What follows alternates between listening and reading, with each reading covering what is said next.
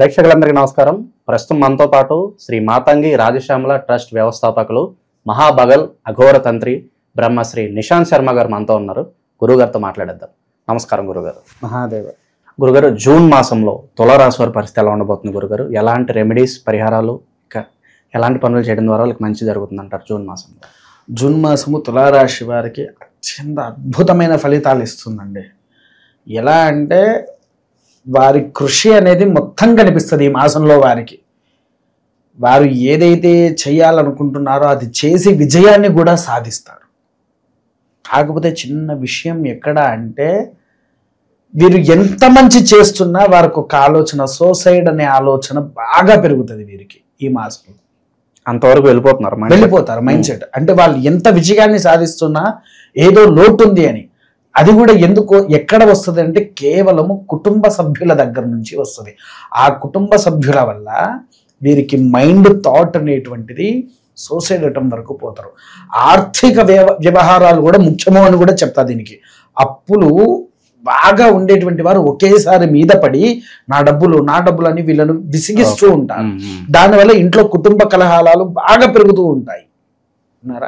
ఈ కుటుంబ కలహాల వల్ల విపరీతంగా పెరిగి అసలు నా వల్ల కాదురా, ఈ జీవితం నాకొద్దు అనేటువంటి సూసైడ్ అటెంప్ట్స్ థాట్స్ బాగా తీసుకువస్తాయి. ఇంకొకటి దీంట్లో విషయం కూడా ఏంటి అని అంటే, ఇంట్లో ఉండే పిల్లలు తప్ప ప్రతి ఒక్కరూ అనుమానిస్తారు వీళ్ళు. అది ఆడవారైనా సరే మగవారైనా సరే అనుమానాలతో జీవిస్తారు అన్ని విషయాల్లో. ఒక రూపాయి మామూలుగా ఒక టేబుల్ మీద పెట్టి నువ్వు వెళ్ళావు, తిరిగి వచ్చేసరికి అక్కడ లేదు, పాపం వీరు తీయలేదు కానీ వాడినే అంటావు నువ్వు. వాడి గ్రహస్థితి ఆ విధంగా తయారైంది ఈ మాసం. విన్నారా? ఇంకొకటి రాజకీయవేత్తలకు కూడా సక్రమంగా అనుకూలించే మాసం కూడా కాదు రాజకీయవేత్తలకు కూడా. ఎందుకంటే వారికి కూడా లేనిపోని నిందలు పడే అవకాశాలు ఉన్నాయి. విన్నారా? కొన్ని విషయాల్లో విజయాన్ని సాధించిన 100లో 30% విజయం అయితే 70% నిందలతో ఉంటారు. ఒకటి. తర్వాత సైనికులు మాత్రం అనుకూలమైనటువంటి వాతావరణం కనిపిస్తున్నది. కాకపోతే ఏంటి అని అంటే కొద్ది ప్రాణ నష్టం. అందరికీ అని కూడా కాదు, కొన్ని పాదాలను బట్టి వారికి ప్రాణ నష్టం ఉంది. తర్వాత రెండవది, మన రక్షక భటులు కూడా వారు ఈ ఒక్క విషయంలో విజయం సాధిస్తారు. రక్షక భటులు రాజ్యాన్ని కూడా ఏలేటంటే మాసం. పోలీసులు రాజ్యాన్ని కూడా ఏలే అంత మాసం వీళ్ళది. అంటే నేనే రాజు నేనే మంత్రి అని అంటారు చూసారా, ఆ విధంగా ఉండే మాసం పోలీసులది. చాలా అత్యంత అమోఘంగా ఉంటారు. ఇక ఆర్థికంగా అంతంత మాత్రమే అంటారు. అంతంత మాత్రమే. అందరికీ ఆర్థికంగా మాత్రం నార్మల్ గానే ఉండదు. తర్వాత సినీ రంగంలో ఉండేటువంటి వారికి అనుకున్న ఫలితాలు రావు, చికాకులు బాగా పెరుగుతాయి. సడన్ గా వాళ్ళ షూటింగ్స్ కూడా ఆగిపోతాయి. వాళ్ళు ఏదైతే తీస్తూ ఉన్నారో అవి మొదలుగా ఆగిపోయి వాళ్ళకు లేని సమస్యలను తీసుకువస్తుంది.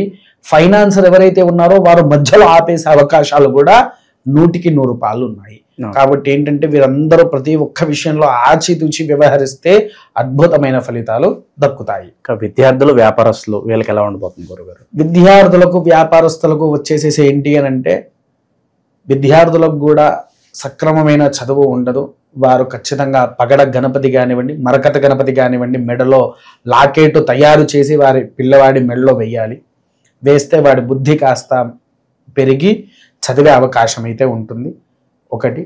తర్వాత వ్యాపారవేత్తలు అంటారా, అధిక నష్టమైతే కాకుండా కొద్దిగంత మాత్రాన నష్టపోతారు. ఆ నష్టపోయేది మాత్రం తీసేస్తే సరిపోతుంది. ఇక నిరుద్యోగుల పరిస్థితి ఏంటి గురుగారు? అనుకూలమైన వాతావరణం అయితే వారికి లేదండి నిరుద్యోగులకు. వారికి ఏంటంటే ఉద్యోగాలు కూడా సరిగ్గా రాక ఇబ్బందులు పడుతూ ఉంటారు. ఈ ఒక్క మాసం తప్పదు వారికి. ఈ ఒక్క మాసం వారు ఆచితూచి వ్యవహరిస్తే సరిపోతుంది. ఇక శుభకార్యాలు జరగడానికి ఏదైనా ఆస్కారం కనిపిస్తుంది? లేదండి, ఈ సంవత్సరము ఈ మాసము వీరికి ఏంటంటే ఎటువంటి శుభ కార్యక్రమాలు లేవు, మామూలుగానే ఉంది. వారు ఏదైనా చేయాలనుకున్నా కూడా ఏదో ఒక విషయంలో ఆటంకం వస్తుంది ఈ ఒక్క మాసమే. తర్వాత నుంచి యథావిధిగా అన్ని విషయాల్లో సూపర్ గా ఉంటది వీరికి. విదేశాలకు వెళ్లే వాళ్ళు కాస్త ఆగితేనే బెటర్ అంటారు, లేదంటే వెళ్ళొచ్చు అంటారు? వద్దండి, విదేశాలకు కూడా అస్సలు తొందరపడి వెళ్ళకండి. అక్కడికి వెళ్ళినా కూడా మనసు క్షణితంగా ఉండదు. ఎందుకంటే చెప్పాను కదా, ఈ మాసం ఏంటి అని అంటే పిచ్చి థాట్స్ తీసుకువస్తుంది. ఓకే. నాకు ఈ జీవితం వద్దు అనే ఆలోచనలకు తీసుకువస్తాయి. తొందరపడి మీరు ఎటువంటి నిర్ణయాలు తీసుకొని జీవితాన్ని యాగం చేసుకోవద్దు. ఓకే. సో మరి నెలంతా వీళ్ళు ఎలాంటి మనస్తత్వంతో ఉండాలి గురుగారు? చాలా పిచ్చి పిచ్చి థాట్స్ వస్తాయి, చాలా ఇబ్బందికర పరిస్థితులు అన్నారు కాబట్టి ఎలాంటి మనస్తత్వంతో వీళ్ళు ఉండాలి? ఎక్కువగా వీరు ఏంటి అంటే మెడిటేషన్ లో కూర్చోవాలి, మెడిటేషన్ బాగా చేయాలి. అది చేస్తే వారికి సకల యోగ్యత అనేది లభిస్తుంది. ముఖ్యంగా వీరు ఏంటి అని అంటే మహాదేవుడి యొక్క మందిరంలో అంటే శివాలయంలో కూర్చొని నమశివాయ అనే నామంతో నిత్య నామస్మరణ చేస్తే వారికి వచ్చేటువంటి, ఎందుకనంటే ఈశ్వరుడి యొక్క ఆలయం ఎందుకు అయ్యా అంటే మృత్యుంజయుడు అటువంటి థాట్స్ తీసేటువంటి వాడు, మనకంటూ ఒక విజయ సాఫల్యత చక్రాన్ని అందించేవాడు. కాబట్టి ఆ మహాదేవుడి యొక్క ఆలయంలో కూర్చొని ఆ నమశివాయ అనేటువంటి ధ్యానము చేస్తే వారికి మంచి ఫలితాలు కూడా లభిస్తాయి. వాళ్ళకు వచ్చేటువంటి థాట్స్ అనేటువంటివి ఆగిపోతూ ఉంటాయి. ఓకే.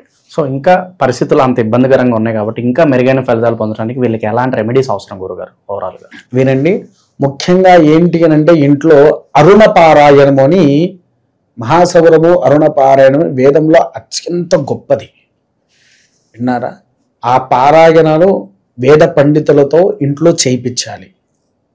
చేయించిన తర్వాత అది తీర్థంగా తీసుకోవాలి, పారాయణ తీర్థాన్ని తీసుకోవాలి. ఆ యొక్క పారాయణం చేపిస్తే వీళ్ళకు అన్ని రకాలుగా బాగుంటుంది. తర్వాత రెండోది ఏంటి అని అంటే వీరు ఈ మాసము ఎక్కువగా మినప్పప్పు,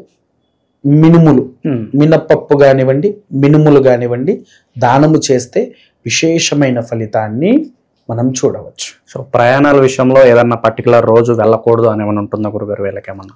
వీళ్ళకు వచ్చేసేసి అమావాస్య తర్వాత అష్టమి ఈ 2 రోజుల్లో ప్రయాణం చేయకుండా, మరి షష్ఠి ఈ 3 రోజుల ప్రయాణం చేయకుండా ఉంటే సరిపోతుంది. సో ఓవరాల్గా ఈ రాశి వాళ్ళందరికీ కూడా ఈ నెల ఎలాంటి ఫలితాలు ఉండబోతున్నాయో మీ మాటల్లో చాలా బాగా వివరించారు గురుగారు. ధన్యవాదాలు. మహాదేవ.